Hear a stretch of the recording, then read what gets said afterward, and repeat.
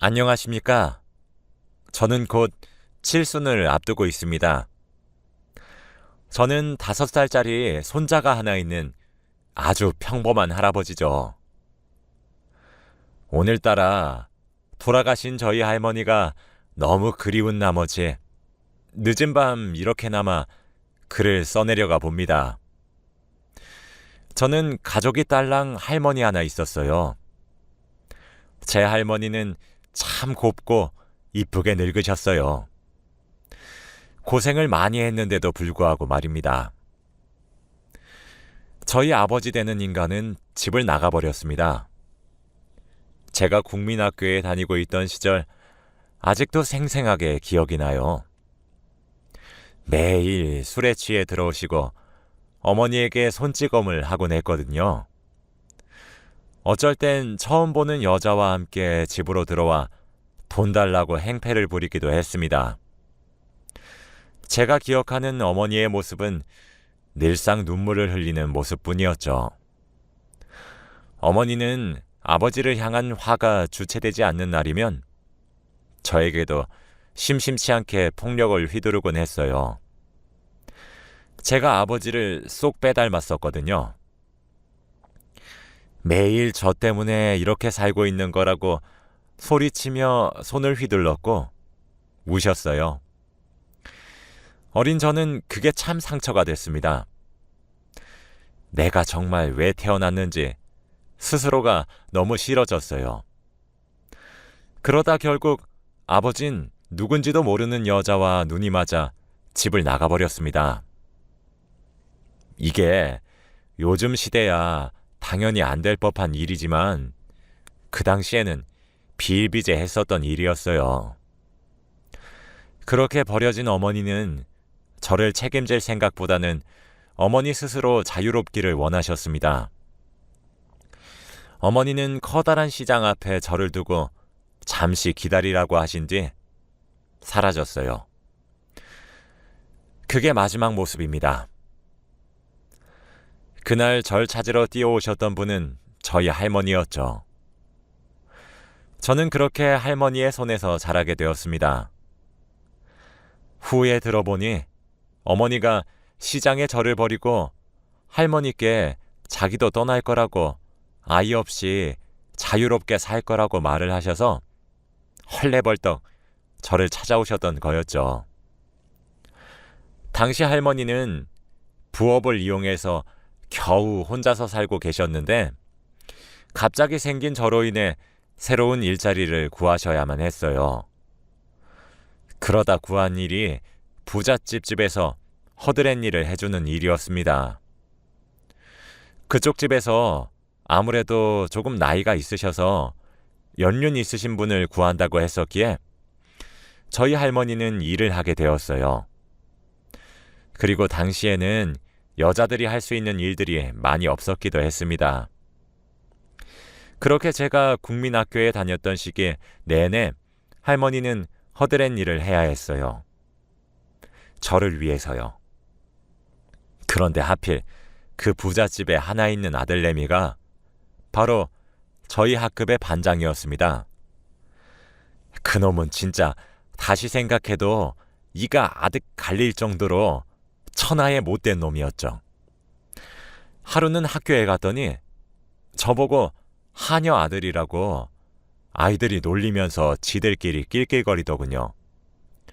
상황을 들어보니 학급의 우두머리라는 놈이 저희 집이 얼마나 찢어지게 가난한지, 그래서 내가 왜 어머니 아버지 없이 할머니랑 단 둘이서 살아가고 있는지, 그리고 우리 할머니는 자기네 집 허드렛 일을 하는 사람이니 나도 하녀의 아들이라 청소를 기가 막히게 잘할 것이라며 저를 조롱하고 있었습니다. 화가 났지만 꾹 참았죠. 제게 무슨 힘이 있겠나요? 그런데 시간이 지나가면 갈수록 괴롭힘은 점점 도가 지나치더라고요. 제게 걸레를 던져주며 할머니처럼 빨아오라고 시키거나 반청소를 저 혼자에게 시키거나 그랬죠. 화가 났지만 싸울 수 없었어요. 그 당시에는 교권이 정말 무시 못할 수준이라 선생님의 말이 곧 법이었거든요. 촌지를 받아먹었던 건지 아님 원래 그렇게 빌비 기는 사람인진 모르겠지만 우리를 담당했던 당시의 담임 선생님은 제가 항의를 해도 들은 척도 하지 않았고 제가 참다 반장에게 대들어서 싸우게 되면 저만 엎드려 뻗쳐서 맞아야 했습니다. 날이 갈수록 전 억울해져만 갔고 결국 그 모든 감정의 화풀이 대상은 제 할머니가 되어야만 했어요. 참 못된 말을 많이 뱉었었습니다. 저는 할머니에게 내가 그놈한테 무슨 소리까지 들었는지 알아? 자기 엄마가 할머니를 부려먹고 돈 주니까 그 돈 주는 거에 자기가 나를 부려먹는 것도 포함되어 있대. 그러니까 이제 나보고 학교에서 자기 시중을 들랬단 말이야. 라며 소리쳤습니다. 할머니는 그저 제게 미안하다. 할미가 미안하다. 라고 눈물을 흘리시기만 하셨어요. 저는 그런 답답한 모습들을 볼 때마다 보란듯이 집에서 난동을 피웠습니다. 그렇게 못돼 먹을 순 없을 거예요. 그러던 어느 날 제게 일어난 비극은 거기서 그치지 않았습니다. 제게 남겨진 하나밖에 없는 할머니가 갑작스럽게 쓰러지시게 된 거였죠. 다행히도 주위 사람들에 의해 병원을 가시게 되었는데 할머니는 중풍에 걸리시게 되셨어요. 왼쪽의 뇌가 다쳐서 오른쪽 반신이 마비가 되셨고 얼굴의 반쪽과 혀가 굳으셨죠. 아침에 일을 하러 나가신 할머니는 장애인이 되셨습니다. 할머니는 무슨 말인지 전혀 알아들을 수 없는 발음으로 제게 중얼거리셨어요. 그 당시에 제가 왜 그리 철이 없었는지 아직도 후회가 되네요. 그냥 괜찮다고 위로해주지 못한 게 이렇게 사무치게 될 줄 몰랐습니다. 할머니는 장애가 생긴 이후에도 일을 해야 했어요. 그때는 국민학교까지만 의무교육이라 졸업하면 바로 일을 하러 가고 싶었는데 할머니는 제게 계속 학교를 다녀서 교육을 받길 원하셨거든요. 학비를 벌기 위해 할머니는 불편한 몸으로도 폐지를 주우러 다니셨습니다. 몸의 반쪽이 말을 듣지도 않는데 폐지까지 주우신 할머니가 지금 생각해보면 얼마나 대단한지 몰라요. 그러나 중학교에 들어가서 학급 반장이었던 놈을 또 만나게 되었던 저는 학교에 소문이 퍼져버렸습니다. 돈도 없고 부모도 없고 하나 남아있는 가족은 장애인이란 소문이 말이죠. 그날 처음으로 하늘을 원망했습니다. 저렇게 인성이 파탄난 놈은 집이 빵빵하니 잘 살아서 저렇게 나를 괴롭혀도 선생들이 오냐 하고 나는 부모 잘못 만나 가난하게 태어나서 괴롭힘을 당해도 내 잘못으로 몰아가게 만든 세상이 너무 원망스러웠거든요. 매일 학교에 가는 일이 지옥 같았습니다. 제가 지나가면 장애가 없는 것 아니냐며 모세의 기적처럼 아이들이 갈라지고 제 물건들은 장애 묻을까 겁이 나서 건들지도 않더라고요. 결국 제 주위에 다가오는 아이들은 단 한 명도 없었죠. 저는 결국 그 모든 화들을 하나 있는 제 할머니에게 쏟아부었답니다. 할머니는 저 하나 교육 한번 시켜보겠다고 뼈가 빠지도록 폐지를 주어 돈을 벌어오는데 하라는 공부는 못할 망정 집에 들어가면 패악만 부렸어요. 할머니를 매번 원망했습니다. 이렇게 살 바엔 차라리 죽어버리고 싶다고 자주 소리쳤었죠. 저는 나 이렇게 살게 해줄 거면 그때 시장에서 왜 주웠어? 내가 맨날 학교에 가면 무슨 소리 듣고 사는지 할머니가 알아? 아냐고.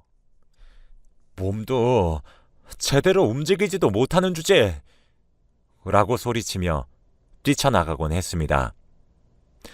할머니의 눈빛은 지금 생각하니 상처받은 눈빛이었던 것 같아요. 하긴 당연한 소리겠네요. 하나뿐인 손자에게 모든 것을 희생해서 들은 소리가 고작 그딴 것들 뿐이었으니까요. 어쩔 땐 자고 있으면 밤에 할머니가 가슴을 치는 소리에 잠이 깨곤 했어요. 차마 제가 자다 깨서 일어날까 겁이 나서 울음소리 하나 내지 못한 채로 가슴만 퍽퍽 치셨거든요. 전 따끔따끔거리며 찔러오는 양심의 소리를 무시했습니다. 할머니가 속이 상하든 말든 불행한 제 상황에 심취했고 제 알바가 아니라고 생각했어요.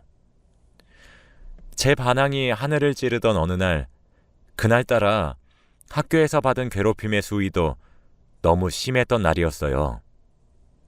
정말 딱 살고 싶지 않은 날, 그런 날이었죠. 또 그날따라 집으로 돌아갔더니 할머니가 쫓아다니면서 나름대로의 잔소리를 하는데 알아듣지도 못하는 소리를 하니 화가 나더라고요. 이상하게 그날따라 말이죠. 저는 그날 결국 해서는 안 되는 말을 해버리고 말았습니다. 진짜 장애인이면 조용히 입 닫어. 어차피 할머니가 말을 한다고 내가 알아들을 수 있을 줄 알아? 맨날 어버버 거리거나 하면서 혀를 차고 할머니가 말을 못하는 행동을 똑같이 흉내내며 조롱했죠. 할머니는 잠시 할 말을 잊은 듯 저를 멍하니 쳐다만 보았습니다. 전 뭘 봐? 라고 소리치고 방으로 들어갔어요. 할머니는 저를 쫓아 들어와 종이에 제 연필을 이용해 글을 썼습니다. 어떻게 나한테 그런 말을 할 수가 있니? 라는 한마디였죠. 원래 오른손 잡이셨던 할머니는 왼손으로 연필을 잡는 것이 익숙하지 않으셨어요. 커다랗고 삐뚤빼뚤한 글씨로 적은 종이 한 조각을 읽고 저는 쫙쫙 찢어버렸습니다. 나는 할머니가 죽어버렸으면 좋겠어. 할머니랑 같이 살고 하나도 행복하지 않아. 내가 할머니 때문에 오만 소리 다 듣고 이럴 거면 나 왜 키워? 다시 갖다 버려. 그리고 할머니 이렇게 벙어리처럼 사는 거 얼마나 쪽팔린지 알아? 어쩔 때는 너무 창피해서 내가 죽어버리고 싶다고. 그냥 할머니가 죽어버렸으면 좋겠어. 라고 소리쳤습니다. 할머니는 털썩 주저앉으시곤 가슴을 팡팡 치며 꺽꺽 소리내어서 눈물을 흘리셨죠. 저는 그걸 보고 한숨을 푹 쉬고 그 길로 집을 나왔습니다. 할머니는 눈물을 흘리면서도 저를 붙잡으려고 하셨어요. 저를 붙잡는 할머니의 손을 뿌리친 저는 뛰쳐나가면서도 할머니께 해서는 안 될 말들만 가득 쏘아부었어요. 나중에 할머니가 똥오줌도 못 가리게 되면 나는 어떡해? 그냥 이딴 개 같은 집 구서 나가서 혼자 살 거야. 나중에 똥오줌 못 가릴 때 쓰려고 나 주워온 거 아니야? 이거 놓으란 말이야. 라면서요. 그래서였을까요? 그때 봤던 할머니의 모습이 마지막이 될 줄 짐작도 못했습니다. 당시 할머니 얼굴은 기억도 잘 나지 않아요. 사실 중학교 다니는 10대의 남자아이가 집을 뛰쳐나와 할 수 있는 것이 뭐가 있었겠나요? 밤이 되면 춥고 밥도 먹지 못해 배가 고픈데 말이죠. 그렇게 하루 날밤을 새고 다음날 다시 집에 들어갔습니다. 할머니 얼굴을 보면 민망해질까 걱정만 했는데 왠지 모르게 집이 조용하더라고요. 늘 제게 따뜻한 밤을 해주려고 분주히 움직이시던 할머니의 모습이 보이지 않았습니다. 갑자기 저는 뭔가 불안해지기 시작했어요. 할머니! 하고 소리쳐 불러봤지만 할머니가 저를 반겨주러 나와주지 않으셨어요. 불안한 마음을 겨우 가라앉히고 방문을 열었습니다. 할머니는 방에 누워 계셨어요. 옆에 다 타버린 연탄과 함께 말이죠. 그제서야 살펴보니 할머니는 그 와중에도 혹시 자신이 살아버릴까봐 철저히 준비를 해놓으셨더라고요. 그렇게 할머니는 스스로 목숨을 끊으셨습니다. 그리고 시간이 어떻게 지나갔는지 모르겠어요. 혼자 남아있었던 저는 주위에 살고 계셨던 이웃 사촌들의 도움으로 할머니의 장례를 겨우 치를 수 있었습니다. 집으로 돌아와 보니 누워 계셨던 자리 구석에 곱게 접혀있는 편지 한 장과 통장이 하나 있었어요. 저는 그 편지를 읽고 나서야 할머니 죽음을 실감했고 세상에 혼자 남겨졌다는 사실을 뼈저리게 알게 되었죠. 전 그날 뼈저리게 후회한 후 엉엉 울며 오열을 하고 말았습니다. 편지에는 상구가 할미다. 내 이렇게 너에게 편지를 처음 써보니 많이 어색하더라도 참고 끝까지 읽어주겠니? 아무리 할머니 글씨가 이상해도 조금 참아주렴. 내 몸 반쪽이 마비가 되어 반신불구가 된 일로 어린 나이인 너에게 많은 일이 일어났다는 사실을 나도 알고 있었단다. 너에게 많은 짐을 지어준 것만 같아 곧 죽음을 앞두고 있는 와중에도 너무 미안하고 죄스럽구나. 옛날 너의 아비가 외간 여자와 눈이 맞아 집을 나갔단다. 너의 어미는 그렇게 아비가 나가고 나니 곧바로 널 시장 바닥에 버렸고 자유롭게 살겠다고 나갔어. 그날 내가 얼마나 놀랐는지 몰라. 널 버리고 온 시장을 해집듯이 뒤져가며 찾았다. 그렇게 널 발견했는데 어렸던 너는 울고 있지도 않더구나. 얼마나 학대를 받았을까 싶었어. 그래서 내가 너를 거뒀어.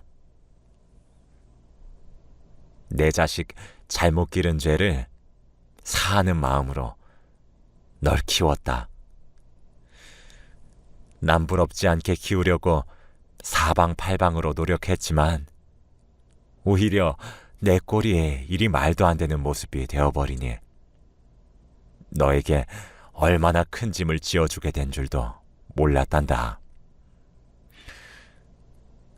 그런데 뛰쳐나간 너의 뒷모습을 보고 있으니 어쩌면 내 선택이 잘못되었다는 생각이 많이 들었단다. 오히려 이런 모습으로 옆에 있어주는 것이 널 더 괴롭게 했었던 것은 아닌가 싶어 후회가 참 많이 들었어.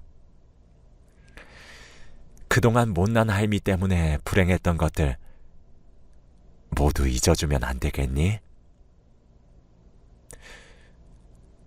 내가 잘못했어. 내가 많이 미안해. 상구가. 옆에 있는 통장에는 내가 평생 동안 모아놓은 돈이 들어있단다. 너를 거두고 나서 널 공부시키고 결혼도 시켜주고 싶어서 한 푼 두 푼 아끼고 아끼면서 모았던 돈인데 이 돈으로 내가 없는 세상에서 부디 조금이라도 편안히 잘 지냈으면 하는구나. 너 때문에 이런 선택을 하는 것은 절대 아니다, 상구가. 할머니가 많이 사랑하고 있단다. 죄책감 가지지 말고 하늘에서 너만 바라보고 있을 테니 하고 싶은 거 다 이루고 자유롭게 살길 바래. 내가 많이 사랑한다, 상구가. 통장엔 250만 원가량이 들어있었어요. 당시 공무원 월급이 10,000원을 조금 못 돌았으니 엄청 많이 모으신 돈이었죠. 저는 그날 펑펑 울었습니다. 할머니가 복주머니에 남겨주신 옥반지도 하나 있었어요. 원래 제가 신부될 사람을 데려오면 물려주시려고 했었던 옥반지였죠. 살면서 그날처럼 후회되는 날이 없었습니다. 조금만 더 빨리 집으로 돌아갔다면 달라졌을까라는 생각을 멈출 수 없었죠. 저는 그 이후로 삶에 대한 의욕을 완전히 잃었습니다. 그저 할머니와 살았던 집에서 한 발자국도 나가지 않았어요. 매일 할머니가 써준 편지만 읽었죠. 중학교 입학하던 날 억지로 찍어 남겨놓은 할머니와의 사진 한 장이 제게 마지막으로 남아있는 추억이었습니다. 그러다 정신을 차려야 되겠다는 생각이 들었어요. 할머니가 못다한 소원 이뤄주고 싶었거든요. 전 공부에 몰두하기로 다짐했습니다. 학교로 다시 돌아갔어요. 그때부터 참 독하게 살았습니다. 저는 할머니 한을 풀어주기 위해 열심히 산 결과 지금 대한민국에서 내노라고 하는 스카이 대학 중 한 곳에 입학할 수 있었습니다. 할머니가 남겨주고 가신 돈으로 말이에요. 전 돌아가신 할머니의 영향인지 사회복지에 관해 관심이 많았으므로 학과 또한 그쪽 관련이었어요. 제가 학교에 합격하던 그날 밤 돌아가시고 한 번도 나오시지 않았던 할머니가 꿈에 나타나셨습니다. 제가 어렸었던 시절에 봤었던 모습 그대로 말도 잘하시고 젊으신 모습으로 제게 상구가 잘했다, 잘했어, 너무 기특하구나 하며 저를 부둥켜 안고 칭찬해 주셨답니다. 한을 풀어드린 느낌이라 그날도 얼마나 울었는지 몰라요. 그렇게 인생을 살아가다 지금의 와이프를 만나서 결혼을 했습니다. 와이프에게 할머니의 옥반지를 전해주며 살아온 이야기를 했더니 저를 꼭 안아주더군요. 와이프는 할머니가 계신 산소로 가서 어머님, 제가 바로 어머님 며느리입니다. 상국씨 얼마나 듬직하고 열심히 살았는지 제가 옆에서 지켜봐서 잘 알고 있어요. 앞으론 저만 믿으세요. 위에서 저희 잘 지켜봐 주세요. 어머님, 종종 찾아뵈러 오겠습니다. 라고 인사를 드렸습니다. 그때 정말 갑자기 바람이 휙 하고 불더라고요. 마치 알겠다는 듯 대답을 하는 것처럼 말이죠. 그날도 오열을 했어요. 그렇게 저와 와이프는 결혼을 했고 눈에 넣어도 아프지 않을 딸도 하나 가지게 되었습니다. 아무래도 저의 가정 환경이 불우해서 그런지 전 가정에 신경을 많이 쓰게 되더라고요. 다행스럽게도 딸은 저보다 와이프를 닮았던 것인지 아주 착하고 예쁘게 잘 자라주었죠. 딸을 키우면서도 할머니가 참 많이 보고 싶었고 정말 후회가 되더라고요. 남몰래 눈물 지었던 날도 많았죠. 그렇게 소중히 여겼던 딸이 몇 년 전 결혼을 해서 제게 손자를 안겨주었답니다. 종종 제가 손주를 봐주는데 그럴 때마다 할머니가 참 많이 생각나네요. 이젠 사진도 발해서 잘 알아볼 수도 없는데 말입니다. 엊그제가 저희 할머니의 기일이었어요. 아내와 아이들과 함께 할머니를 뵙고 내려오는 길에 떡집이 하나 생겼더라고요. 그날따라 할머니 생각이 많이 나서 그런지 할머니가 생전에 좋아하셨던 가래떡을 너무 산소에 가져다 주고 싶더군요. 떡을 사서 다시 산소로 돌아가 무덤 근처에 가래떡을 조금 뜯어 드리고 왔습니다. 그날 밤 할머니가 꿈에 나오셨어요. 그러고는 제게 상구가 죄책감 가지지 말 거라. 하늘에서 내가 얼마나 너를 흐뭇하게 너희를 지켜보고 있는지 아니? 아무쪼록 사랑한다. 라고 말씀하셨습니다. 저도 사랑한다고 울고 소리쳤죠. 그러면서 잠에서 깼습니다. 저도 나이가 있는지라 얼마 지나지 않아 신의 품으로 돌아가게 되겠죠. 그때 할머니를 뵙게 되면 정말 죄송했다고, 사실은 정말로 사랑했었다고 직접 말로 전해드리고 싶어요. 며칠 전 기일이라서 그런 건지 오늘따라 손주의 재롱을 보고 있어서 그런 건진 모르겠지만 오늘따라 할머니가 너무나도 보고 싶고 그리운 밤입니다. 싱숭생숭한 마음에 밤에 잠이 오질 않아 이렇게 글을 쓰게 되었어요. 제 글을 읽어주셔서 정말 감사합니다.